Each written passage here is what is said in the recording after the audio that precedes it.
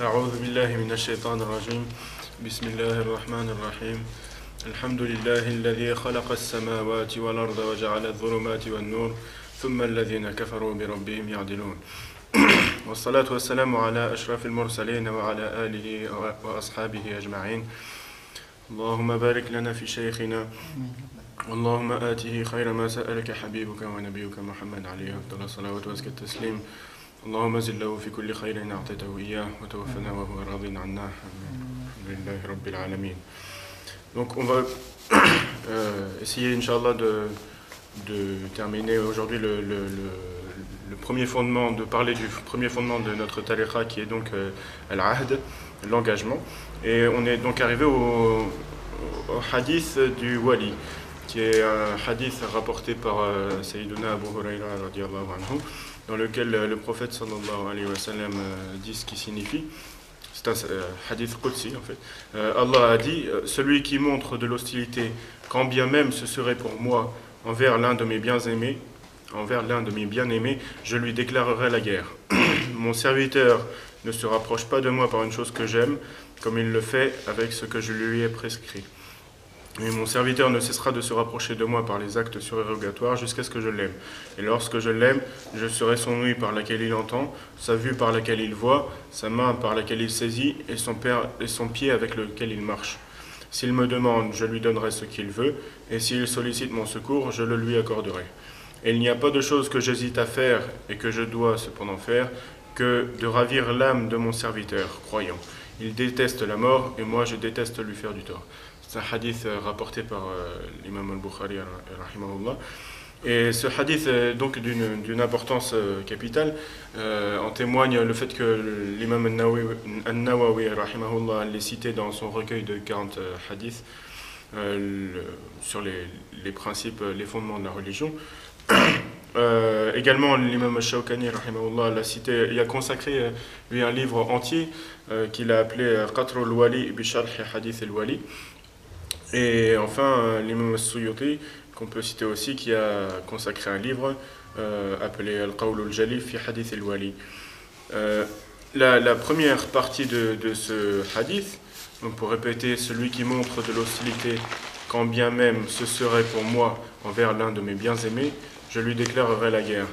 Donc cette première partie de hadith traite en réalité toute personne démontant ou faisant preuve d'hostilité envers un des awliya d'Allah subhanahu wa ta'ala, quand bien même ce serait pour lui, c'est-à-dire quand bien même ce serait en défense de la sharia ou de ce que la personne croit ou pense avoir compris de ce que c'est que la sharia. Or, il se trouve que nul autre que Allah ne connaît ces awliya, et donc qui est wali et qui ne l'est pas. Et c'est pour cette raison que notre cheikh radiallahu anhu a fait d'une parole la règle principale de notre tariqa, qui est donc istahqir nafsak wa azim ghayrak, c'est-à-dire déconsidère, avilit ta propre personne et grandit, donne la plus grande importance à autrui. Parce que de fait on ne sait pas qui est-ce qui terminera de la meilleure des manières et qui aura la mauvaise khatima. Et Allah, en ce sens, est omnipotent, et son omnipotence peut se manifester dans un sens aussi bien que dans l'autre. Et en ceci, il y a un enseignement primordial à tirer de l'histoire de Sayyiduna Adam alayhi salam et Iblis, par le fait que tous les deux ont commis une erreur, et que cette erreur pour Sayyiduna Adam alayhi salam a été la cause par la suite de son anoblissement et de son élévation au degré de prophète, tandis que pour Iblis, cette erreur a été la cause de son éloignement de la présence divine et de son bannissement de la miséricorde d'Allah subhanahu wa ta'ala. Par conséquent, il s'agira de surtout pas s'en tenir à l'action du serviteur, et plutôt de considérer la décision du Seigneur. Il se peut en effet que Allah se mette en colère contre un serviteur, pour un seul péché. Et il se peut aussi bien que pour la moindre hasanat, il lui accorde son agrément. Son agrément qui, comme on l'a vu dans l'intervention précédente, est immuable et ne change pas au fil du temps. Allah donne en fait deux compréhensions ou deux utilisations du nom Al-Wali dans des versets du Coran. Donc, on le trouve la première utilisation dans Surat Al-Baqarah, le verset 257, où Allah dit ce qui signifie selon la traduction: Allah est le défenseur, Al-Wali, de ceux qui ont la foi. Il les fait sortir des ténèbres à la lumière. Et la deuxième utilisation de ce nom Al-Wali on la retrouve dans Surat Yunus, le verset 62, où Allah dit en vérité, les bien-aimés d'Allah, c'est-à-dire les awliya, sont à l'abri de toute crainte et ils ne seront point affligés. Allah a donc fait du nom Al-Wali un attribut partagé entre lui-même et son serviteur. Son serviteur qui dispose donc d'une part de ce nom Al-Wali, à condition, bien évidemment, que le Wali en question soit sorti des ténèbres à la lumière. Cette même lumière dont on parle beaucoup, cette lumière dont les cœurs voilés par l'insouciance n'ont de cesse de dénigrer, et ces gens-là, par conséquent, n'ont aucune part dans ce qu'est la saveur de la présence divine, puisque reniant la base même de l'enseignement du tasawwuf. Pour continuer, l'imam Shawkani, avant ça, il y a un hadith rapporté par Sayyiduna Abu Sa'id al-Khudri radiallahu anhu, dans lequel il nous rapporte que le prophète sallallahu alayhi wa sallam a dit ce qui signifie craignez le regard clairvoyant du croyant, car il voit par la lumière d'Allah. Et après cette parole, il récita le verset: voilà vraiment des preuves pour ceux qui savent observer. Et l'imam Shawkani a dit que ceux qui refusent le fait que les awliya aient des dévoilements, des mukashafat en accord avec la réalité ne reposaient sur absolument rien. Et bien au contraire, c'est une porte qu'a ouverte le prophète sallallahu alayhi wa sallam au travers du hadith qui dit ce qui signifie: parmi les communautés qui vous ont précédé, il y avait des gens inspirés. Et s'il ne devait y en avoir qu'un seul dans ma communauté, ce serait Omar. On se pose donc maintenant la question de savoir qu'est-ce qu'un wali. Et à cela, notre cheikh radiallahu anhu a dit que le wali, dans son livre Al-Kawkab al-Durriya fi Bayan al-Usul al-Nuraniya, le wali est quelqu'un dont la poitrine a été fendue par le alif du tawhid, dont le cœur a été lavé par la lumière de la foi dans le bain de l'islam. Il lui fut retiré tout ce qui lui restait de sa personne, et il ne lui reste plus que les droits de son Seigneur. Il ne voit donc plus que sa magnificence, n'inspire plus que ce qui provient de lui, et ne savoure plus rien d'autre que les manifestations de son être.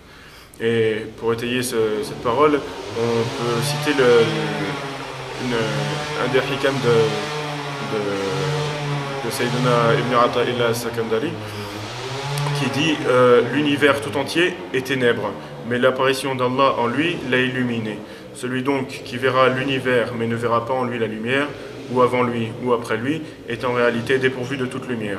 Les soleils de la Ma'arifa sont voilés à ses yeux par les nuages que représentent les traces de l'acte créateur.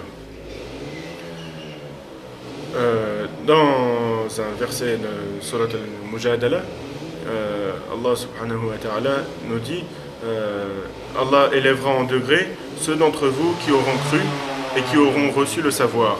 Allah est parfaitement connaisseur de ce que vous faites. Et dans le tafsir de ce verset, Sayyiduna Ahmad ibn Ajiba a dit que Allah élève le savant au-dessus de l'ignorant de 700 degrés. Et de même, il élève le Arif Billah au-dessus du savant de 700 degrés. Par conséquent, les gens sont divisés en 4 catégories. La plus élevée, c'est celle des awliya et des arifin billah. Ensuite viennent les savants, ensuite les salihoun, les pieux, et enfin le commun des croyants. Le terme awliya renvoie à une personne qui aura eu le privilège de rencontrer un cheikh de tarbiya jusqu'à ce qu'il connaisse le maqam du fana et du baqa. Jusqu'à ce que ce cheikh lui ôte le voile de la création et lui en fasse voir le créateur. Ceux-là sont les rapprochés, le muqarraboun, et siddiqoun, les véridiques. Le terme savant, quant à lui, renvoie à ceux qui mettent en pratique leur savoir et vouent leur culte exclusivement à Allah. Et il ajoute par la suite que le arif billah, quand il parle d'un maqam d'entre les maqamats du yaqin, il parle de ce qu'il voit, de ce qu'il ressent et vit réellement, tandis que le savant, il l'explique en décrivant à partir des récits qui lui ont été rapportés, qui lui sont parvenus. Et ainsi, il cite parmi les différences qu'on peut établir entre le arif et le savant, que le savant t'enjoint à l'action, tandis que le arif te fait sortir des illusions de l'action au toi qui n'est que fan. Le savant te charge de la science de ce qui incombe à tout musulman, tandis que le arif t'apaise par les visions de ce qui mène à la connaissance du Créateur. Le savant te fait connaître la science des livres, tandis que le arif te fait connaître l'essence de l'Hayyul Qayyum. Le savant t'enjoint à la mise en œuvre des causes, tandis que le arif t'indique l'initiateur des causes. Le savant t'indique la prise en considération des wasa'id, c'est-à-dire les messagers, le prophète, les awliya, etc. Tandis que le arif te guide à celui qui actionne les wasa'id. Le savant te met en garde contre le fait de s'en tenir aux apparences trompeuses, tandis que le arif te met en garde contre le fait de t'en tenir à la vision des lumières. Plutôt, il te mène jusqu'à te fondre dans Hadratul Asrar. Le savant te met en garde contre le shirk apparent, tandis que le arif te débarrasse du shirk caché. Et on peut s'en tenir là pour les différences qu'il existe entre le arif et le savant, et il y en a d'autres évidemment. Dans un autre hadith, le prophète sallallahu alayhi wa sallam nous dit, ce qui signifie: celui qui prend un chemin à la recherche d'une science, Allah lui facilite une voie vers le paradis. Les anges abaissent leurs ailes devant le chercheur de science en signe de satisfaction de ce qu'il fait. Tous les habitants des cieux et de la terre jusqu'aux poissons dans l'eau prient pour l'absolution totale des péchés du chercheur de science. La prévalence du savant sur le dévot est égale à la supériorité de la lune par rapport aux étoiles. Les savants sont les héritiers des prophètes. Or, les prophètes n'ont laissé ni dirham ni dinar, mais ils ont laissé la science. Celui qui la recueille a recueilli une part énorme. Ce hadith est rapporté par Abu Daoud, rahimahullah. On voit donc dans ce hadith l'éloge qui est faite de la science et du chercheur de science. Or, la valeur d'une science est en fonction de la valeur et de la distinction du sujet qu'elle traite. Or, il n'existe pas de science plus élevée, plus noble que la science par Allah. Par conséquent, le savant dont il est fait éloge dans ce hadith, c'est bien le arif billah, qui détient donc une science par Allah ou en Allah. La science de la sharia, c'est-à-dire la science des obligations et des avis juridiques, c'est certes une science noble, mais la science par Allah, la science de ses attributs, de ses noms, etc., est bien plus noble encore. La science par Allah est ainsi la maîtresse des sciences. Elle est appelée ilmul ummiyya, et il s'agit de la science du prophète sallallahu alayhi wa sallam, dont ont hérité les ahlullah. Et pour finir, on peut citer un verset de Surat Al-Imran, qui est le verset 7, qui dit dans sa traduction: c'est lui qui a fait descendre sur toi le livre. Il s'y trouve des versets sans équivoque qui sont la base du livre, et d'autres versets qui peuvent prêter à diverses interprétations. Les gens, donc, qui ont au cœur une inclination vers l'égarement, mettent l'accent sur les versets à équivoque, cherchant la dissension en essayant de leur trouver une interprétation, alors que nul n'en connaît l'interprétation à part Allah. Mais ceux qui sont bien enracinés dans la science, Rasikhuna fid din, disent nous y croyons, telle est la part de notre Seigneur. Mais seuls les doués d'intelligence s'en rappellent.